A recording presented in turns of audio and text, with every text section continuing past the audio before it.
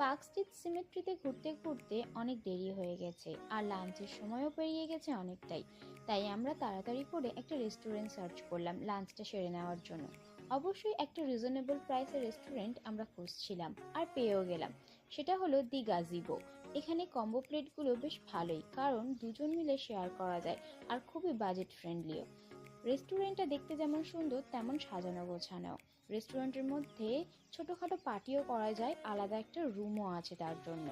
আমরা নিয়েছিলাম এখানে আল ইয়ামিন থালি, যেটার প্রাইস ইন্টারনেটে দেখেছিলাম 649 করে, কিন্তু ক্রিসমাস আর নিউ ইয়ার উপলক্ষে এটার প্রাইস ছিল 499 অর্থাৎ 500, যেখানে ছিল 9টা আইটেম। চিকেন পোড়া পিপিয়া, চিকেন সুনহেরি কাবাব, চিকেন টেংরি কাবাব, চিকেন মালাই টেংরি কাবাব, চিকেন হরিয়ালি কাবাব, চিকেন শিক কাবাব, চিকেন বিরিয়ানি উইথ আলু, তন্দুরি রুটি আর চিকেন টিক্কা কাবাব।